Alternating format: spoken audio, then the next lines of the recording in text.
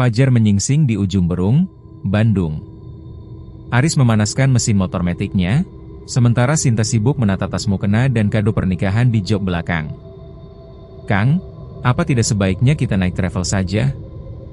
Perasaanku agak berat," bisik Sinta sambil mengancingkan jaketnya. Aris tersenyum, mencoba menenangkan. "Kalau naik motor kita bisa santai ta. Lagi pula, jalur lingkar gentong sedang bagus-bagusnya pagi begini. Kita akan sampai di Pager Ageng sebelum makan siang." Namun, saat mereka memasuki wilayah perbatasan Garut-Tasik, kabut tebal yang aneh turun. Warnanya bukan putih, melainkan abu-abu pekat yang berbau tanah basah. Aris melihat ponselnya, aplikasi navigasi menunjukkan jalur pintas berwarna hijau melalui hutan Malaganti. "Kita lewat sini saja ta? Biar tidak terjebak macet di tanjakan gentong," ujar Aris sambil memutar kemudi ke jalan setapak yang rimbun. Jalanan aspal yang halus berganti menjadi tanah merah berbatu yang licin. Pohon-pohon beringin besar dengan akar menjuntai seolah-olah ingin mencengkera mereka. "Kang, berhenti dulu. Jam tanganku mati," seru Sinta setengah berteriak karena deru angin. Aris menepi. Ia memeriksa jamnya sendiri. Jarum detiknya tidak bergerak di angka 5 sore. Aneh, ponselku juga mati total.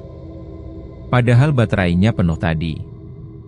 "Kang, lihat sekeliling, kenapa tidak ada suara jangkrik?"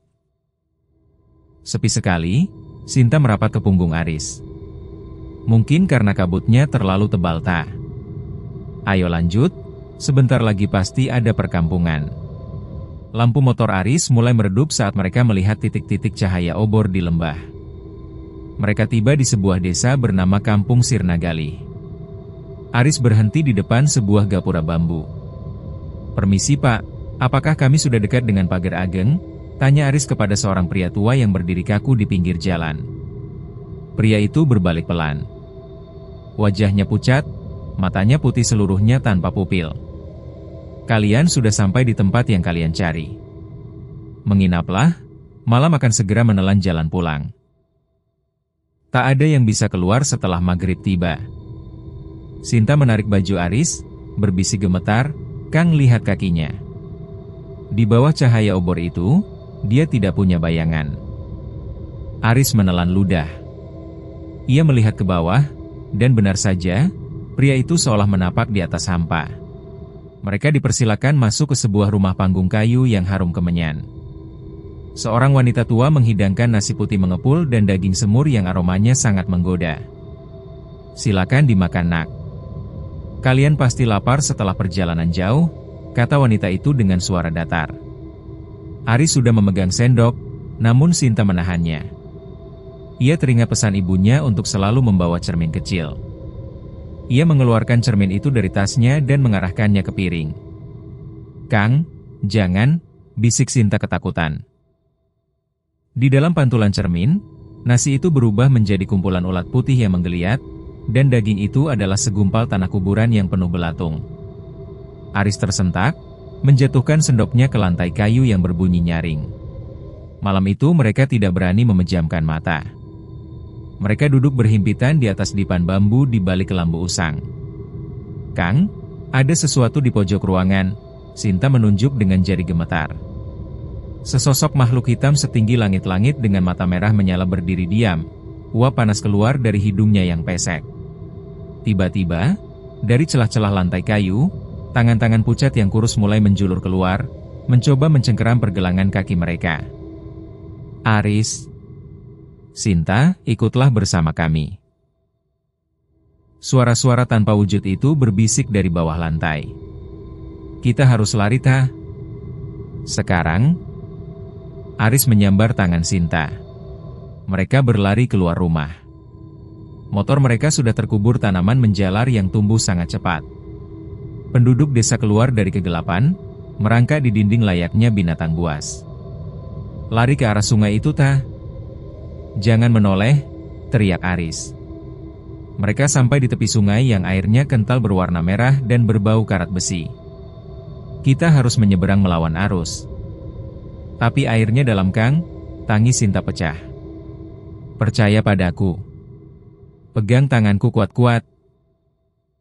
Aris menarik Sinta masuk ke air yang sedingin es. Tangan-tangan dari dalam air mencoba menarik mereka ke dasar, namun mereka terus melangkah meski napas mereka hampir habis. Biur. Aris terbatuk hebat saat kepalanya muncul ke permukaan air. Ia menyadari mereka berada di sungai kecil di pinggir Jalan Raya Ciawi. Matahari sangat terik, membakar kulit mereka yang pucat. Sinta, kamu tidak apa-apa? Aris memeluk istrinya yang menggigil. Baju mereka compang-camping, dan bau kemenyan masih melekat di rambut mereka. Seorang supir angkot yang lewat berhenti dan berteriak, "Astagfirullah! Setan atau manusia?" "Kami manusia, Pak. Tolong kami." Aris berteriak parau. Supir itu mendekat dengan ragu. Kalian ini Aris dan Sinta yang fotonya ada di berita TV itu? Yang hilang di Malaganti? Mereka diantar menggunakan angkot menuju rumah Mang Dadang di Pager Ageng. Saat sampai, suasana berubah mencekam. Ada bendera kuning yang sudah pudar tertancap di depan rumah. Mang Dadang yang sedang menyapu halaman seketika mematung. Sapunya jatuh. La ilaha illallah. Aris? Sinta? Ini arwah kalian? Mang, ini kami. Kami hanya tersesat semalam. Aris mencoba mendekat. Semalam katamu? Mang Dadang menangis histeris. Kalian sudah hilang 3 bulan. Pernikahan anak pamanmu sudah lama selesai. Kami bahkan sudah mengadakan tahlilan 100 hari kalian minggu kemarin. Aris dan Sinta terpaku. Mereka melihat kalender di dinding ruang tamu. Benar, waktu telah melompat jauh. Namun, saat Abah Haji, tokoh agama setempat, datang dan menyiramkan air doa ke ubun-ubun mereka, hawa dingin yang mengikutinya seolah menguap. Lihatlah ke bawah, ujar Abah Haji tenang. Aris melihat ke tanah. Di bawah sinar matahari, bayangannya kembali muncul dengan jelas, begitu pula dengan Sinta.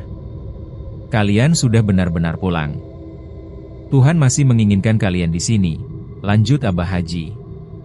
Meski mereka kehilangan 3 bulan dari ingatan mereka, hidup mereka kembali normal. Hari itu, bendera kuning di depan rumah dicabut, bukan karena kematian, melainkan merayakan kehidupan yang kembali dari gerbang jin.